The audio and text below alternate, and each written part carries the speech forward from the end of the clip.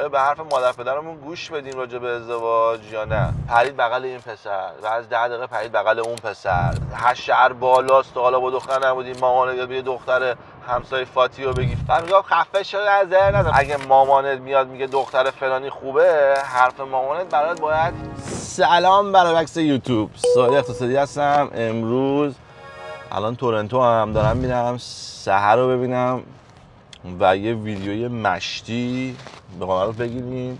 اصلا دوتا، یکی راجع به اینکه آدمایی که میریم بیرون چجوری تمیز باشیم، من واسه پسرا رو میگم مال دخترا رو بگه. یکی دیگه که راجع به دختر پسر با هم بحث کنیم، دختر خوبه یا پسر خوبه، کدوم بهتره کدوم قوی‌تره از این حرفا. چون سحر خیلی ضد مرد زیادی به نظر من، دیگه زیادیش هم نه که اصلا خوب نیست، بعدم هست. واسه میخوام راجع به صحبت بکنم. حالا اینا به جهنم. آقا امروز میخوام یه داستان تعریف کنم، خیلی از این داستانی که واسه خودم اتفاق افتاده و خیلی برام جالبه. همین دیروز داشتیم راجع بهش حرف می‌زدیم و بهش به نتیجه رسیدیم، گفتم بذار یه ویدیو راجع به درست کنم چون ضرر نمیتونه داشته باشه. خب بچه‌ها، داستان امروز همون پشت جوازم راحت بگم.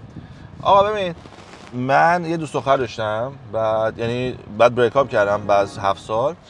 بعد با دختر یه دوست شده بودم. مامانم زنگ که آقا داستان چیه و این حرفا. گفتم که آره این تموم شده، با این دختر جدید دوست شدیم و اینجوری اونجوری. مامانم گفتن که آقا این دوست من خیلی خانم خوبیه، شوهر خیلی خوبی داره، من خیلی اینا رو دوست دارم. از بچگی هم بغل اینا بزرگ شدم، یعنی مامانم دوست صمیمی بودن. که آره آقا دوست صمیمی من زنگ زده که چرا ما بچه‌هامون رو نمیایم با هم وصل کنیم، چرا ما مثلا داریم بچه من دنبال یه پسر میگرده، بچه دو دختر میگرده، ولی اینکه آردی ما خودمون هستیم، همسن همدیگه رو میشناسن، خانواده همدیگه رو میشناسیم، چرا بیایم راه دور میریم و چرا مثلا میخوام یه نفر که نمیشناسیم و بیاریم و تست کنیم، ما که خودمون همدیگه رو میشناسیم. از این حرفا بیا به سهیل بگو که مثلا بیاد یه بقول رو مثلا ببینه میتونیم مثلا ستاپ کنیم از این حرفا. منم باشه بخوام از بچگی از این دختری که در واقع خانم دختر بچه این خانومه، من دوستش نداشتم از بچگی، اونم من دوست نداشت. یعنی حالا شاید من دوست داشت ولی من ازش بدم میومد. یعنی داستانش اینه که واقعیتش اینه که اونم من خوشش میاد، من بچه بودم، اینو میدونم، نه که بگم در خودم میگم، بعد بگم همه رو بعد بگم. آقا من که اومدم از ایران اومدم کانادا، یه ایمیل برام اومد. تو این ایمیل نوشته بود که اسم سه تا آدمی که دوست داری رو بنویس، اسم خودت هم بنویس، بعد ما از روی ستاره شناسی و قسمت خورشید به ماه و از این حرفا بهت میگیم که شما به این دختر و پسرها به هم میخورین یا به هم نمیخورین. و منم چیز بودم، خب گفتم که یعنی چطوری میتونه یه نفر من بگم از زهرا خوشم میاد، بعد بگه چون اسم تو سهیله، اسم اونم زهراست، خورشیدم الان نسبتا اونجاست به نسبت به اون ستاره، پس زهرا تو رو دوست داره یا دوست نداره. واسه من به قول معروف گفتم اجازه بدین نپذیرم دیگه و چیز کردم، گفتم که خب معلومه این مزخرفه. چطور بعد نوشتم اسمو نوشتم و بعد فوش خانواده دادم، مثلا فلان ننه تو این حرفا. بعد چیزی که دارم کلکولیت بکن اومد که هی احمق مگه میشه همچین کاریو کرد، این ایمیل رو فلانی برای تو فرستاده بود، ما هم جواباتو فرستادیم به فلانی. خب فلانی هم فقط فوش خورد دیگه، مشکلی نداشت.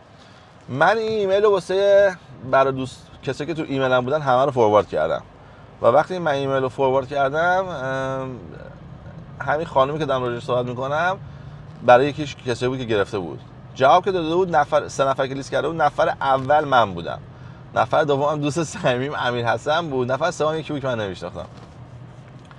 بعد دخترم سریع واسم شروع کرد ایمیل فوش فرستادن اینا. من تا اون روز نمی‌دونستم دختر از من خوشش میاد. حالا اتفاقی که میفته دختر از من خوشش میاد، واسه من تو قیافش همیشه تو همون زندگی. من تمام زندگی نمیفهمم که این آدم چرا همش واسه من تو قیافش، چرا از من در واقع خوشش نمیاد خیلی. چون من کاری نکردم که ببین همیشه دارم بهش سعی می‌کنم خوب باشم، مهربون باشم، چرا این با من حال نمی‌کنه؟ نگو که این دختربازی داره من در میاره، یعنی کارهای دخترانه می‌کنه که دختر خوششون میاد الکی بد اخلاق میشن. من هم که دیوونه‌بازی نمی‌فهمم. واسه همین من فکر می‌کنم آدم بدش میاد و من از این آدم بدم میومد. خلاصه این داستان ما، یعنی تکنیکی من از آدم خوشم نمیاد بچگی هیچ وقت، اون همیشه من خوشش میاد. حالا به من میگم بیا ببینش و این حرفا و عوض شده و ما من خیلی اصرار که آقا این دختر فلان خوبیه و نمیدونم تو قدیما رو یادته فلان، بچه بود مثلا چی میگی تو مثلا رفتی تو از ایران رفتی مثلا 13 سالش بود، تو چی میدونی از این دختر؟ اونا حق میگن، راست میگن. بلند شدم رفتم ایران و رفتم اومدم ایران رفتم قبرس. بعد شب اول سلام کردیم و سلام خیلی طبیعی اینا. شب چه کاری بکنیم، کجا بریم؟ آره من دوستم بریم این کلابه. اوکی بریم این کلابه. باشه این کلابه دیدم اول از کلاب شدیم، پرید بغل این پسر، بعد از 10 دقیقه پرید بغل اون پسر، بعد رفت بغل یه پسر دیگه، بعد اومد نمیدونم مشروب خورد مست کرد، بعد نشستیم توی تاکسی شروع کرد به راننده تاکسی بعد و بیرا گفتن، چرت و پرتای جواد بازی که مثلا بدبخت و تاکسی راننده تاکسی نمیدونم همین قیافه تخم، مثلا حرفای بی‌تربیتی. بعد یارو هم خب نمیفهمی زبون ما رو، اینم همینجوری بارش میکرد و من تا امروز نمیفهمم که چرا یه انسان این کارو میکرد. گفتم آقا برای چی یه نفر نشسته اینجا اصلا هیچ با تو کاری نداره، اومده دنبال تو رو ببره، بعد تو نشستی تو ماشین فقط ببین چه تو ببین. بعد یارو مثلا میگفتش که هتل کجاست، بعد میگم خفه شو از در نزن، به فارسی به یارو میگم. بعد یارو خب میفهمید داره بهش حرف بد میزنه چون انقدر لحن بد بود و این نمیفهمید چی میگه. بعد موقعیت خیلی غیر راحتی اونو انجام داده بود، گذاشته بود، یعنی مثلا اون راننده چقدر اون لحظه ناراحت بود، میخواد بره تو دهن ما ماشین پرت کنه بیرون، نمیتونه به خاطر چندرغاز پول، نمیتونه به خاطر اینکه رئیسش اومده بهش گیر بده و واسه همین خیلی من اونجا ازش بدم اومد، چه آشغالیه اینا. بعد رفتیم بیرون داستانای دیگه، بعد رفتیم مثلا با هم دیگه گفتم بیا با هم بشیم حرف بزنیم، باهاش حرف زدم دیدم هیچی نمیفهمه، هیچی حالیش نیست، مثلا نه درس خونده، نه از زندگی چیزی بلده، نه مهربونه، نه دلش میسوزه واسه کسی، نه آدم خوبیه، توش عقده‌ایه، میخواد اذیت کنه، هر کی پول داره رو مسخره میکنه، هرس داره، اگه ماشین خوشه رو از اینکه خط میندازه و خودش واسه ماشین خوبه ها، یعنی فکر نکنه برای کجاست. و من این اصلا نمیفهمیدم که آقا چه آدمی داره اینجوری میکنه، چرا اینطوریه و این حرفا. خلاصه من از 4-5 روزی که ما اونجا بودیم، نمیدونم چند روز بودیم، من به همون قسم رسیدم که آره آقا این خیلی آدم بیخودیه و اصلا به درد نمیخوره، خداحافظ شما. ما رفتیم دنبال کارمون، از اونجا رسیدم به زنی که الان دارم و بچه‌ای که منو فالو میکنن میدونن چه زنی داریم و چه زندگی داریم و بچه‌هامون و فلان و بسار.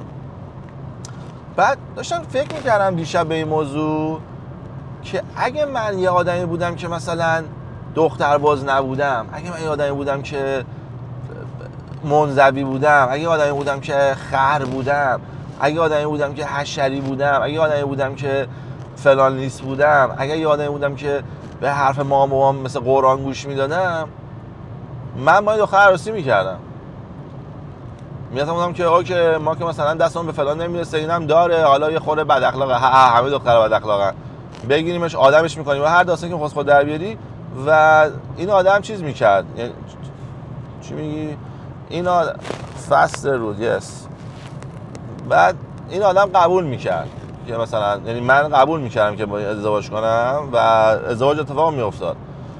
بعد داشتم فکر میکردم که خب من اگه با ازدواج میکردم حتما به بدبختی میرسیدم و نه من، یعنی اونم همینطور، یعنی اون خوشحال نمیشد، منم خوشحال نمیشدم هیچ وقت، تمام زندگیمون ناراحت بودیم. بعد داشتم فکر میکردم که ببین این اتفاق قبل از اینکه من بخوام تصمیمشو بگیرم و بلنشم برم قبر زره مف بزنم و این کارو بکنم، 4 تا آدم دنیا دیده نشستن با هم حرف زدن و به این تصمیم رسیدن که آقا بیاد بچه‌مون رو به هم وصل کنیم. حالا مامان بابای دختره رو میتونم حذف کنم که میگن آقا دخترمون رو ما میشناسیم چیه دیگه، ببین 2 تا حالت داره، یا میدونن دخترشون چه جوریه یا نمیدونن. اگه نمیدونن خب که نمیشه کاریش کرد. اگه میدونن که میخوام بگن آقا بندازیمش دیگه، ما که میدونیم دختر خیلی خوبی نیست، اگه یه پسر خوب بگیم حداقل ما فکر دخترمونیم، به جهنم که پسر قراره بی‌ناموس شه با دختر ما. به خاطر همین اونو بیخیال. مامان بابای من 2 تا آدمن، این آدما این بچه دختر رو از روزی که به دنیا اومده دیدن تا اون روزی که اومدن به من گفتن بیا اینو فلان کن.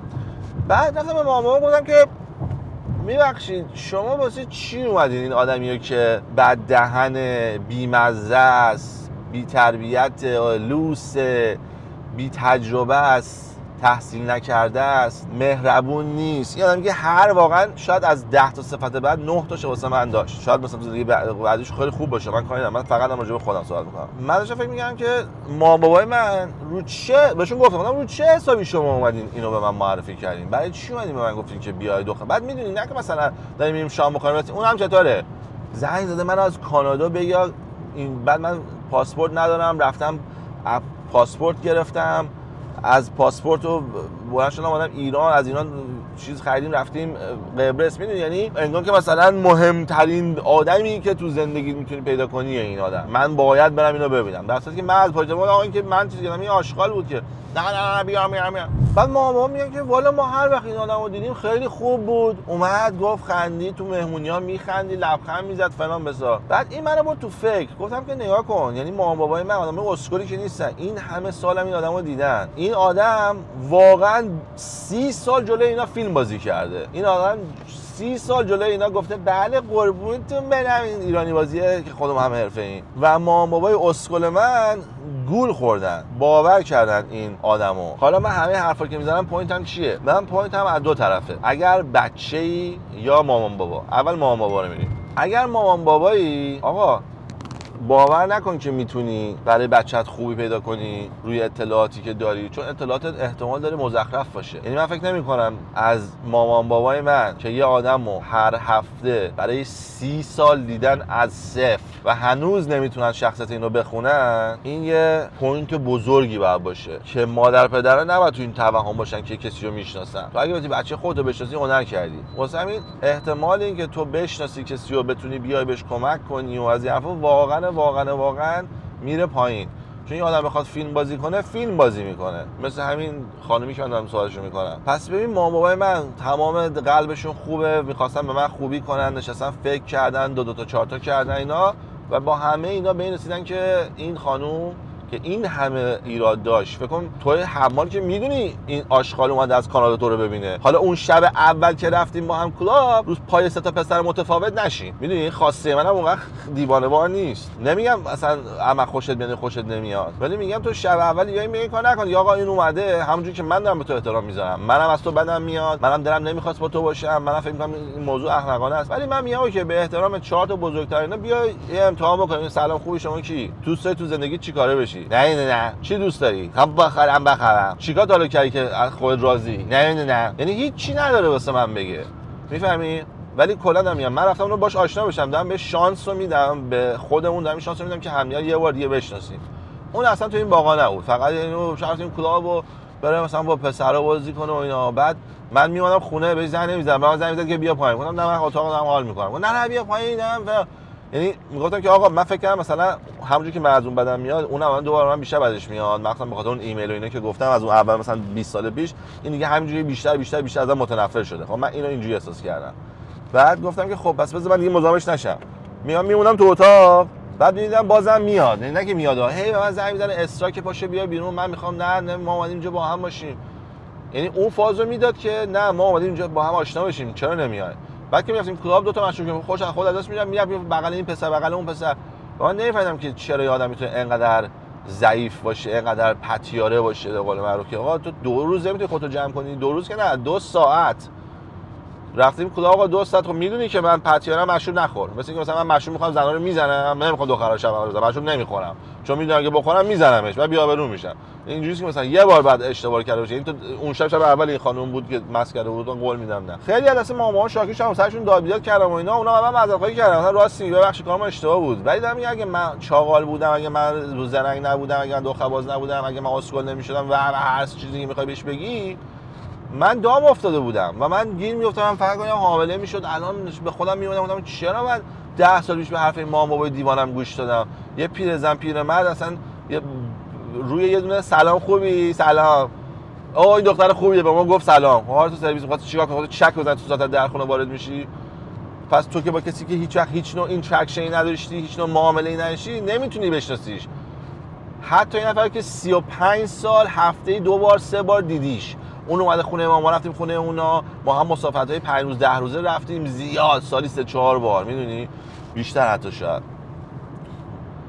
و تو هنوز تو این سناریو نتونستی یه آدمو بشناسی. اینجا نه که مثلا ما 100 تا از این داشتیم اینو انتخاب کردن. این اصلا روز اول مثلا اگه به من 20 سال پیش میگفتی مامان بابا تو فکر می‌کنی 10 سال دیگه کیو واسه تو انتخاب میکنن، میگفتم که من احتمالاً حدس می‌زنم این خانم باشه، حدس انتخاب مامان بابا من این دختری بود که فکر می‌کردی باشه. و پس این مامان ما این همه سال هیچی نتونستن بفهمن. این نشون میده که حرف مامان بابا رو نباید اصلا حساب کنی. یعنی مامان بابایی که داره اینو گوش میده لطفاً حواست باشه الکی نه یه نفر چون 10 بار به تو لبخند زد و اینا چیز کنی. فیلم بازی کردن خیلی آسونه و واسه همین الکی نگم به خاطر یه سلام علیک و یه سلام علیک که ازم چه بگم 35 سال سلام علیک نیا بگو به پسرت مثلا بیا دختره رو ببین دیگه، چه برسه از یه کشور دیگه بکشش توی کشور دیگه که ایشو ببینه. از اون ور حالا چش بچه‌ها میخوام اینو بگم، از بچه‌هایی که من فالو می‌کنی، آقا اگه مامانت میاد میگه دختر فلانی خوبه، حرف مامانت برات باید هیچی ارزش نداره. معذرت میخوام هیچی نه یه خورده هیچی. تو باید خودت بری دختر رو ببینی، تستش کنی، ببینی به هم میخورن به هم نمیخورین. روی این صحبت‌ها تو با دختر دوست بشی. تو اگر بخوای فقط چون مامانم گفته فلانی خوبه و اینا بری، شانس موفقیت میره زیر 10%. و این به نظر من به عنوان یه انسان تو دنیای امروزی اشتباهه که تو بیای خودتو در خطر بندازی به خاطر اینکه مامانت گول یه نفر دیگه رو خورده، یا مامانت تو رو خوب نمیشناسه، یا مامانت داره حدس اشتباه میزنه، یا مامانت یه نفر رو دوست داره به خاطر اینکه فقط فکر میکنه آدم خوبیه، هیچ چیز دیگه از این آدم ندیده. میگم این بلا سرم اومد تو لولی که منو بردن یه کشور دیگه. یعنی ببین چقدر به من زنگ زدن، چقدر اصرار کردن و من میگم گفتم که واقعا گفتم نمیتونم که اینا دیگه، یعنی حتما یه چیزی هستی میدونی. گفتم بالاخره اینا رو هم دیگه 150 سال عمر دارن دیگه، هر کی ندونه اینا باید بدونن دیگه. بس من چرا الان فکر کنم که مثلا دارم اشتباه میگم؟ پاشم برم ببینم. این بلند شدم رفتم دیگه. توی کوچه باشی یه پسری باشی که منزوی باشی 20 سالته هشر بالاست، حالا با دختر نبودی، مامان یا یه دختر همسایه فاتی رو بگی فاتی هم یه لبخند بزنه ببینی دیگه.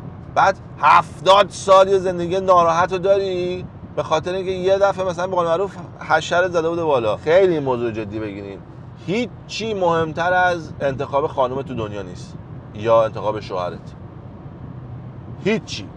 یعنی بشین فکر کن، خریدن خونه، خریدن ماشین، هیچی مهمتر از این نیستش که تو زن خوب انتخاب کنی. زن بعد انتخاب کن، همه چیز زندگیت خوب پیش بیاد، زندگیت خوب نخواهد بود. زن خوب انتخاب کن، بدبخت باش، عشق دنیا رو بکن. خب واسه همین یه دکتری بودم باهاش صحبت می‌کردم، خیلی حرف قشنگی میزد. میگفتش که تو دنیای امروزی میخوای فورکلیفت رو برونی باید 2 تا لایسنس بگیری، میخوای چای درست کنی و بری لایسنس بگیری که بری تو هتل چای درست کنی، ولی میخوای زن بگیری الله هر کی اومد بیا بریم تو، چون تو دوست داری اوکیه. خیلی حرفش قشنگ بود، بهش فکر کن. میگفت به جای اینکه میگفت ما برای همه لایسنس ها رو باید کنسل کنی، باید لایسنس اینو بزنیم، لایسنس ازدواج رو میگفت باید بزنیم. میگفت ما باید بزنیم مردم بیان بشینن حرف بزنن با دکتر، بعد دکتر بگه آقا شما هم نمیخورین، تموم شد. چون کسی که دکتره انقدر میبینه اینا رو براش مثل آب خوردنه. ولی بین تو مامان و بابات انقدر احساسا و بزرگ بالاست و انقدر خوشبینی بالاست که تو همش با ایشالله درست میشه و ایشالله خوبه و ایشالله به خیره و ایشالله به فلان ننه فلان همه بی‌ناموس میشن. لطفاً اینو من به فکرم اومد و گفتم من چرا هیچ وقت ویدیو راجع درست نکردم که آقا آیا به حرف مادر پدرمون گوش بدیم راجع به ازدواج یا نه. من واقعا دیدم کسی رو که براش زن انتخاب شده باشه و خوشبخت باشه، ولی خیلی خیلی خیلی کم خوشحال بوده. یعنی به قول معروف همین که میگم، یارو منزوی بوده، دستش به دختر نمیرسیده، اخلاقش بد بوده، هیچکی باهاش نمیساخته، مامانش دخترش پیدا کرده آورده، دخترم دیگه دختر خوبی بوده، به قول معروف مونده. از این که من نمیخوام طلاق بگیرم دیگه مونده. این یه رابطه‌ای دارن که آره با هم میرن بیرون، با هم میگن میخندن، ولی عشقو نمیبینی، دست هم دیگه رو نمیگیرن، شب لهله نمیزنن که زودتر برن تو اتاق بغل هم دیگه رو بخوابن. خب میبینی اینا رو. ولی من این موفق ترینیه که دیدم. هر کی دیگه بوده به طلاق و کثافتکاری و اینجا کشیده. خیلی دارم میخواست بگم که بچه‌ها سر انتخاب کردن زنتون و یا شوهرتون جدی باشین. انقدر بچگونه فکر نکنین و من عاشقشم و دوستش دارم و وقتی با هم حرف میزنه دلم درد میگیره و اینا، به خاطر اینکه اینا همه تموم میشه. تمام احساسا به راحتی میتونه، نه به راحتی، تموم میشه. قیافه از بین میره. تنها چیزی که میمونه مغزه. شما اگه مغزتون با هم کانکت باشه شما جدا شدن از هم دیگه براتون سخت میشه، چون مغزتون کانکته، شما دو هم دارین حال میکنین. اگه روی هیکل با هم دوست شده باشین امکان داره خراب بشه، اگه رو قیافه است حتما خراب میشه، اگر روی اینی که او وقتی زنگ میزنه دستم میلرزه، وقتی حرف میزنم توی دلم انگار پروانه داره بال میزنه، همه اینا تموم میشه، تبدیل میشه به اینکه وای باز این پتیاره زنگ زد، ولم کن یه روزی بابا، چی میشه من یه روزای تو نشه. خب همه این احساسو دارن، یعنی شاید کسی به زبون نیاره ولی دیپ داون همه اینو احساس میکنن. به خاطر همین موقعی که میخواید ازدواج بکنین این دو تا ادوایس منو گوش بدین. یکی این که آقا سعی کنین زیر 30 سال ازدواج نکنین، حتما بعد از 30 سالگی شروع کنین به دنبال این بگردیم که آقا چی رو میخوام بگیرم، چی رو میخوام بکنم، نه اینکه 27 دوست بشیم که 30 بزنیم توش. خب این یکی. دوم اینی که آقا به حرف کسی گوش ندین، نه رفیق فابریک، نه ننه بابا، نه هیچ کسی چی نمیدونه، هم دارن حرف میزنن. یکی از اصل شاکیه، میده دختر پتیاره است، میگه نه دختر خوبی میخواد دهن سرویس شه، یکم نمیدونه فقط دوستت داره میخواد بهت حال بده. هر دختری میگه یا به بچه گلیه، چون میخواد تو رو خوشحال ببینه، امیدواره که پول به قول معروف دو تا شانس بیشتر نداره دیگه، یا خوبه یا بده دیگه، میگه بیا چرا ما بعدا رو فکر کنیم، بیا خوبه. اگرم بد باشه من کیم چیزی بگم، اگه چیزی بگم طرف ناراحت میشه ولش کن، هیچی نمیگم. خب آدما اینجوری فکر میکنن و تو اینو نمیبینی اون لحظه، میگی ما به 10 تا دوستان گفتن همه گفتن خوبه، 10 نفر که من دروغ نمیگن، چرا میگن 20 نفرم به دروغ میگن، مامو گفتم روش به دروغ میگن، چون هیچ کسی تا به هیچ حرف کسی گوش نده. مثلا هیچ بچه‌ای نبوده که عاشق دختره باشه بعد فلان کسایی که مامانش بیاد بگه من این دختر دوست ندارم، بگه اوکی مامان چون تو دوست نداری. خیلی کمه ها، فیلمیه، میدونی چی میگن، در لول فیلمی کمه. اکثر وقتا که دعوا میشد میپاشن و بعد 2 سال با هم دیگه با هم دور آشتی میکنن، یا دیگه تاش مثلا مامانه عروسی نمیاد، ولی بعد از 2 سال میبینی مامانه داره بچه‌شون رو بزرگ میکنه، یعنی اوکی شده با این موضوع. خلاصه آقا اینو من خیلی دارم میخواست که پخش کنم، اینو بیاد توی تریبونمون یه 2 نفر بشنون و زندگی یه نفر ما سیف کنیم، یا سیف نه، زندگی یه نفر رو خوشحال کنیم. یه نفر که میخواسته اشتباه کنه 25 سالگی خودش رو نگه داره چون با عقل میره جلو و فکر خودش باشه و 30 سالگی این کارو بکنه و بفهمه چقدر کار خوبی کرده و باعث زندگیش خوشحال بشه تا آخر عمر خوشحال باشه، یه نفرم کرده باشیم ما کارمون رو انجام دادیم. امیدوارم 10,000 نفر این کار کرده باشیم. I love you بچه‌ها، شب و روزتون بخیر. بریم اپیزودهای سحر رو شروع کنیم یواش یواش. سوال اقتصادی، سوال اقتصادی، دو دو دو، سوال اقتصادی، سوال